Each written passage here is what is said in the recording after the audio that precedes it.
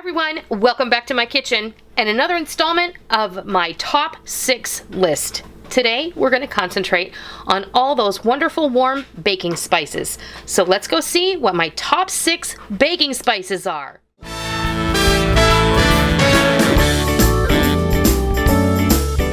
We're going to shoot right into another episode of my top 6 list. I know that sounds kind of weird, but top 6, I can't do 5, that's not enough. 7 and 8 is a little bit too many, so 6 is just perfect. It's a nice round number, and I love it. So we're going to do my top 6 favorite baking spices that I think everyone should have on their shelf.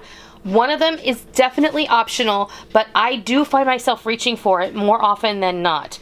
So this is a group of spices that you can create a lot of different blends from if you choose to do that. You can make your own apple pie spice, you can make your own pumpkin pie spice, and you can do a lot of other things. These spices are also commonly found in speculoos cookies, which are Danish cookie that they also make cookie butter out of. So if you want to see me make speculoos cookies, let me know and I'll put them on the list, and maybe some point down the road we'll make our own cookie butter, because you can definitely make that at home too. So my number 1 top baking spice would be cinnamon. Right there. And all of these jars I did myself. I bought these jars off of Amazon. I'll leave a link down below. They come with the lid. They come with the little shaker top. And the labels I did myself on the computer. And these are just regular mailing labels, these small address labels, and I printed them off the way I wanted to. And then to make them kind of waterproof and wipeable, offable, I put a piece of clear packing tape over that, and that's going to seal it off nice, and if I have to redo it, they'll peel off easily and we can just move forward. So cinnamon, definitely number 1. I think if you can only have one baking spice on your spice rack, cinnamon is definitely the one that I would choose, because it's versatile and you can use it in a lot of things. If you can afford to have more than one, clove would be my next one. Definitely you can go with whole clove or ground clove. I typically use ground cloves more than whole cloves, but I do keep both on hand. And anything you see here, I have whole versions of as well. But you know me, I'm the spice queen, and I have whole versions and ground versions of everything. Cloves, to me, are one of my favorite warm spices because it smells like Christmas, and when you smell that, you bring it out of the oven, it makes you feel good. Next up would be nutmeg. I also keep whole nutmeg on hand, and I do grate my own when I'm using it for certain recipes if I don't have to have a whole lot. Nutmeg is definitely very potent, just like cloves. You don't want to use a whole lot of this at once, because if you use too much nutmeg, it can lend a soap flavor to whatever you're making, and some people are super sensitive to that. So nutmeg, a little bit goes a long way, just the same as cloves. So if I could only have 3 things, it would be these 3 right here: cinnamon, cloves, and nutmeg, because you get a lot of mileage out of these 3 spices. The next 3 are allspice, and we're going to come back and talk about this a little bit in a minute. Allspice is not a mixture of spices. Allspice is a spice all to itself, and I'm going to talk about that in just a minute. Definitely a spice I reach for a lot. It lends a different flavor. It has a citrusy, lemony flavor to it. It's used a lot in island cooking, like the people of Jamaica, the Bahamas, those tropical islands that are off the coast of Florida. Allspice is the basis for a lot of their seasonings, like for jerk seasoning or jerk barbecue. Allspice is definitely in there. Then there's ginger. I mean, you can't make gingerbread without ginger, but ginger goes a long way, as the rest of these spices do. They don't just lend themselves to sweet baking recipes, they also lend themselves to a lot of savory applications. Like I said, most of these spices are used in East Indian, a lot of Asian cooking, a lot of South American cooking, Cuban, Jamaican, a lot of the island cooking recipes have all these spices blended together to make amazing savory dishes. Ginger is also a really awesome thing to have on hand for your health. It's great when you're sick. It's great to maintain healthfulness in general, mixed with apple cider vinegar and honey as a daily tincture, and you won't get sick if you do that. So ginger is definitely something I like to keep and think that you should too. And then the last one, I'm going to call this an optional one, but I do find myself reaching for it often, which is cardamom. Now cardamom is used a lot in Scandinavian cooking, but it tends to be very expensive. It's also found in Indian cooking and a lot of Middle Eastern cooking. So it's something that if you only need it for one cookie recipe, I say don't do it. I say use your warm spices, cinnamon, clove, and nutmeg, and then add a little bit of grated lemon zest, and I think that you'll be good to go. It's not going to taste exactly like cardamom, but cardamom has a very unique flavor, and it is very citrusy smelling and has a nice citrusy bite to it. There is no substitute for it, but there is a way that you can get around it if you don't want to spend, I've seen this as expensive as $14 for like a little container that may have 2 tablespoons in it. Now, all of these spices do tend to be expensive, with the exception of the cinnamon. I like to buy my spices in bulk and in big containers, and I do that from a variety of places, like Sam's Club. I have a local restaurant supply that sells spices in bulk, and they have very good prices. There are a couple of places that I buy from online.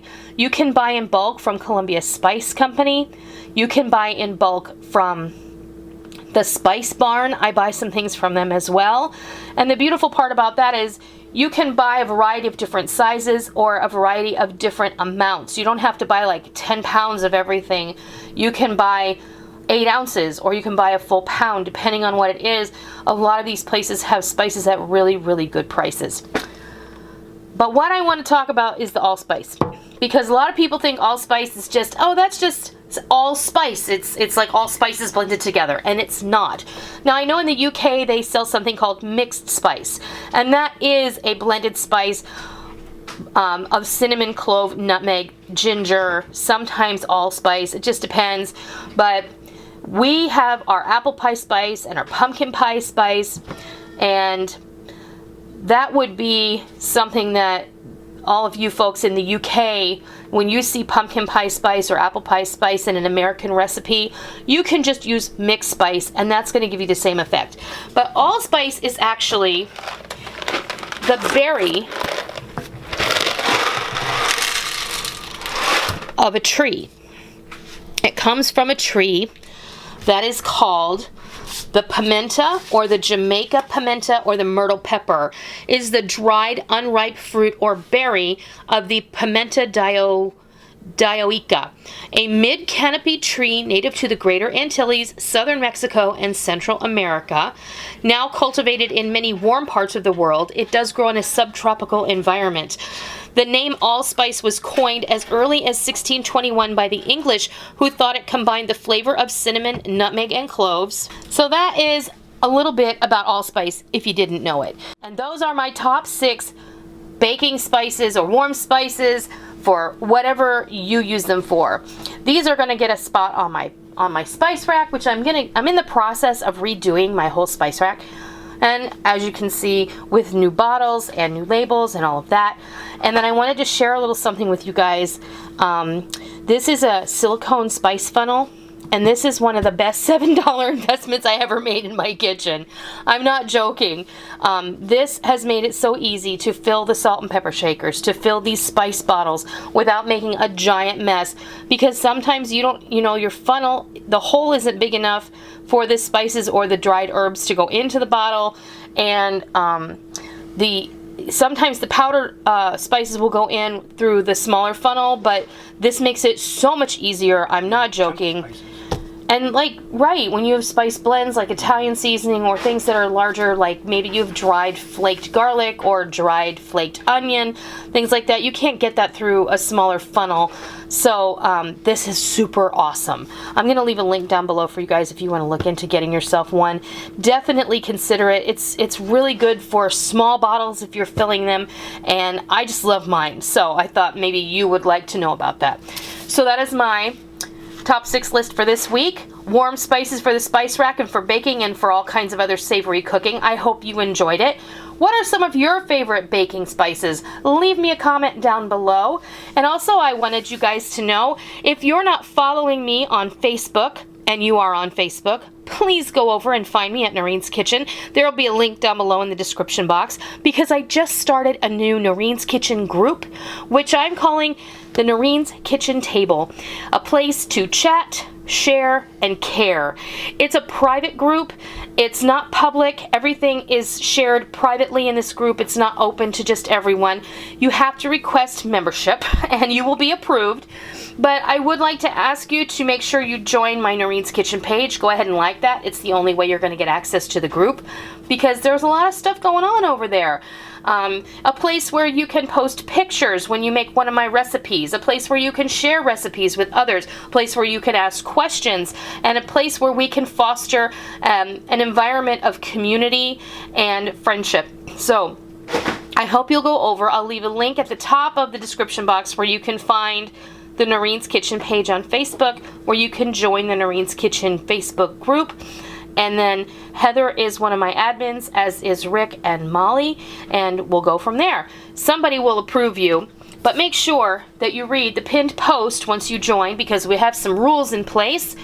I just want everybody to be on the same page, because we will not tolerate bullying, we will not tolerate nastiness, and we do request that you refrain from political discussion, and if you have businesses, we do ask you to refrain from promoting those in the feed. So that's that. I hope you enjoyed this week's installment of the top 6 list, and I hope that this helped you if you're just starting out. This is my whole goal here, is to give you guys an idea if you are new in the kitchen, if you're newly married, newly single, newly in the world, maybe you've just graduated from college or you're in college. This is just a little helpful advice from me to you. And until next time, I'll see ya.